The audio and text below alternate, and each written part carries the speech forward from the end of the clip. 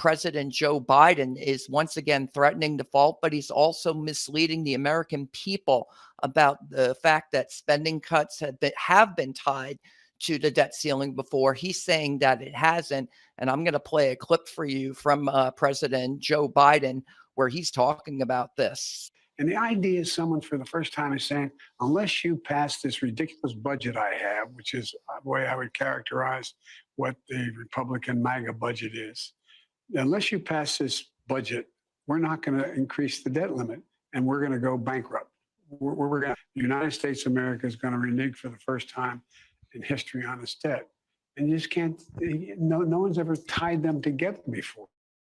He says that no one's ever tied these two things together before, the debt ceiling and spending cuts or changes to law. And that's just not true. If you actually look at the Budget Control Act of 2011, and so you have these runaway deficits under Barack Obama going forward, and House Republicans, John Boehner, the Tea Party, they come into power and they use the debt ceiling to enact the Budget Control Act. And this was a negotiated kind of compromise between Boehner and Obama at the time. And it's very clearly, it cut deficits pretty substantially.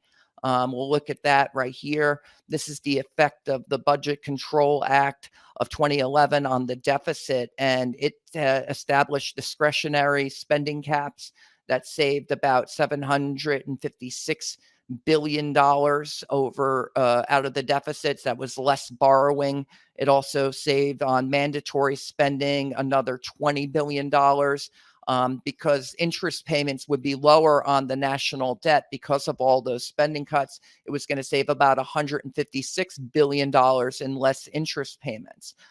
There was also supposed to be some joint select committee on deficit reduction that was supposed to get another $1.2 trillion.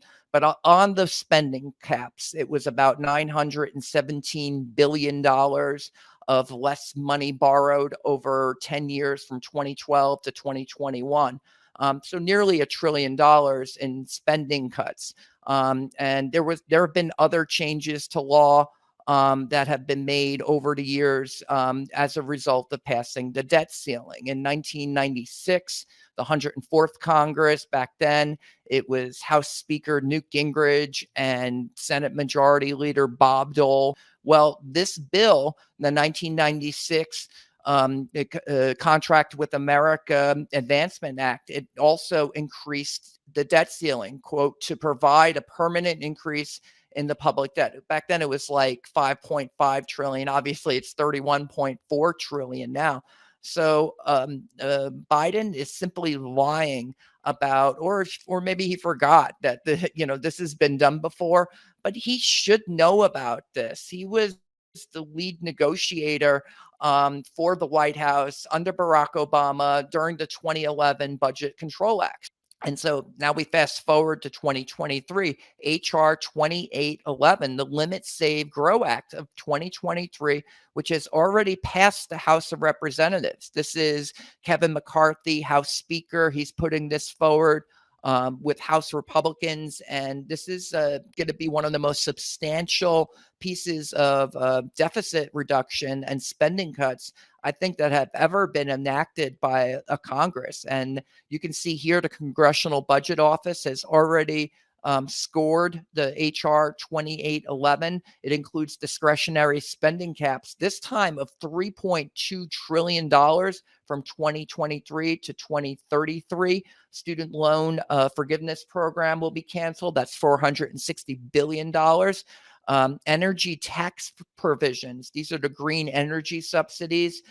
Those are going to go away. That'll be another $570 billion of spending cuts.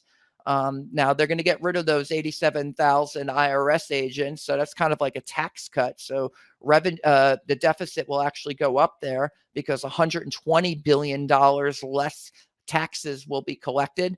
But then there's going to be work requirements on food stamps. That's another $120 billion saved. Rescissions of funds provided in 6 laws enacted from 2020 to 2022. This is leftover COVID spending and other stimulus spending. That's going to save $29 billion of cuts right there. energy leasing and permitting provisions. That'll save $3.4 billion.